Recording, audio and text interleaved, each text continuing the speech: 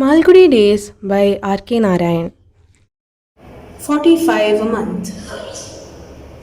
Shanta could not stay in her class any longer. She had done clay modeling, music, drill, a bit of alphabets and numbers, and was now cutting colored paper. She would have to cut till the bell rang and the teacher said, "Now you may all go home," or "Put away the scissors and take up your alphabets." Shanta was impatient to know the time. She asked her friend sitting next to her, "Is it 5 now?" "Maybe," she replied. "Or is it 6?" "I don't think so," her friend replied, "because night comes at 6. "Do you think it's 5? "Yes." "Oh, I must go home. My father will be back at home now. He has asked me to be ready at 5. He's taking me to the cinema this evening. I must go home." She threw down her scissors and ran up to the teacher. "Madam, I must go home." "Why, Shandabai?" "Because it's 5 o'clock now." "Who told you it was 5? "Kamala." "It is not 5 now. It is. Do you see the clock there? Tell me what the time is. I taught you to read the clock the other day." Shanta stood gazing at the clock in the hall, counted the fingers laboriously, and declared, "It's 9 o'clock." The teacher called the other girls and said, "Who will tell me the time from that clock?" Several of them concurred with Shanta and said it was 9 o'clock, till the teacher said, "You're seeing only the long hand. See the short one. Where is it?" 2.5. "So, what is the time?" 2.5. "It's 2:45, understand? Now you may all go to your seats." Shanta returned to the teacher in about 10 minutes and asked, "Is it 5, madam? Because I have to be ready at 5. Otherwise my father will be very angry with me. He has asked me to return home early." "At what time?" "Now." The teacher gave her permission to leave, and Shanta picked up her books and dashed out of the class with a cry of joy. She ran home, threw her books on the floor, and shouted, "Mother, Mother!" And Mother came running from the next house where she had gone to chat with her friends. Mother asked, "Why are you back so early?" "Has father come home?" Shanta asked. She would not take her coffee or tiffin but insisted on being dressed first. She opened the trunk and insisted on wearing the thinnest frock and knickers while her mother wanted to dress her in a long skirt and thick coat for the evening. Shanta picked out a gorgeous ribbon from a cardboard soap box in which she kept pencils, ribbons, and chalk bits. There was a heated argument between mother and daughter over the dress, and finally mother had to give in. Shanta put on her favorite pink frock, braided her hair, and flaunted a green ribbon on her pigtail. She powdered her face and pressed a vermilion mark on her forehead. She said, "Now father will say what a nice girl I am because I am ready. Aren't you also coming, mother?" "Not today." Shanta stood at the little gate looking down the street. Mother said, "Father will come only after 5. Don't stand in the sun. It's only 4 o'clock." The sun was disappearing behind the house on the opposite row, and Shanta knew that presently it would be dark. She ran into her mother and asked, "Why hasn't father come home yet, mother?" "How can I know? He's perhaps held up in the office." Shanta made a wry face. "I don't like these people in the office. They are bad people." She went back to the gate and stood looking out. Her mother shouted from inside, "Come in, Shanta! It's getting dark. Don't stand there." But Shanta would not go in. She stood at the gate and a wild idea came into her head. Why should she not go to the office and call out father and then go to the cinema? She wondered where his office might be. She had no notion. She had seen her father take the turn at the end of the street every day. If one went there, perhaps one went automatically to father's office. She threw a glance about to see if mother was anywhere and moved down the street. It was twilight. Everyone going about looked gigantic. Walls of houses appeared very high, and cycles and carriages looked as though they would bear down on her. She walked on the very edge of the road. Soon the lamps were twinkling and the passers-by looked like shadows. She had taken 2 turns and did not know where she was. She sat down on the edge of the road, biting her nails. She wondered how she was to reach home. A servant employed in the next house was passing along, and she picked herself up and stood before him. "Oh, what are you doing here all alone?" he asked. She replied, "I don't know. I came here. Will you take me to our house?" She followed him and was soon back in her house. Venkatrao, Shanta's father, was about to start for his office that morning when a Jatka passed along the street distributing cinema handbills. Shanta dashed to the street and picked up a handbill. She held it up and asked, "Father, will you take me to a cinema today?" He felt unhappy at the question. Here was the child growing up without having any of the amenities and the simple pleasures of life. He had hardly taken her twice to the cinema. He had no time for the child.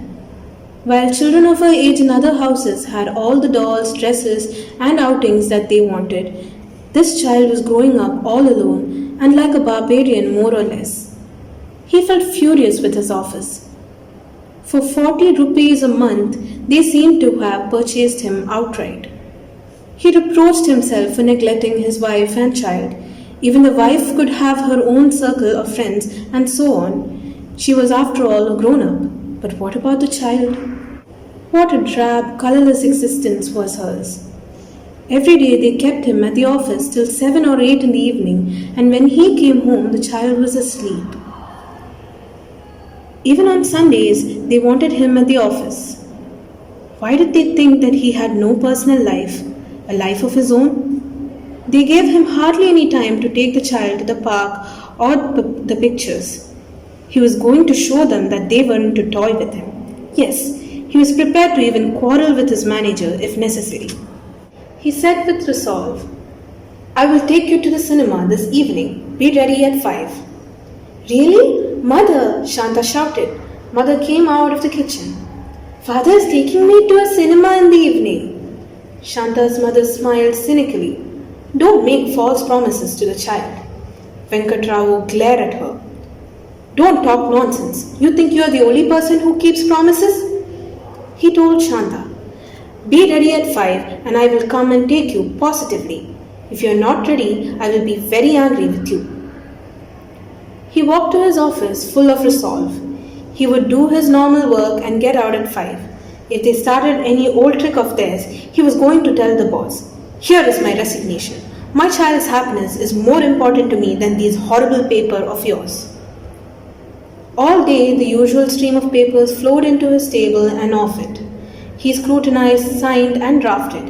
He was corrected, admonished, and insulted. He had a break of only 5 minutes in the afternoon for his coffee. When the office clock struck 5 and the other clerks were leaving, he went up to the manager and said, "May I go, sir?" The manager looked up from his papers. "You? It was unthinkable that the cash and account section should be closing at 5. How can you go?"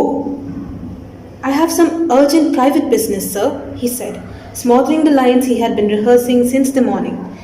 "Herewithin my resignation." He visualized Shanta standing at the door, dressed and palpitating with eagerness. "There shouldn't be anything more urgent than the office work. Go back to your seat." "You know how many hours I work?" asked the manager. The manager came to the office 3 hours before opening time and stayed nearly 3 hours after closing, even on Sundays. The clerks commented among themselves, "His wife must be whipping him whenever he is seen at home. That is why the old owl seems so fond of his office." "Did you trace the source of that 10-8 difference?" asked the manager. "I shall have to examine 200 vouchers. I thought we might do it tomorrow." No, this won't do. You must rectify it immediately." Venkatrao mumbled, "Yes, sir," and slunk back to his seat. The clock showed 5:30. Now it meant 2 hours of excruciating search among vouchers. All the rest of the office had gone. Only he and another clerk in his section were working, and of course, the manager was there.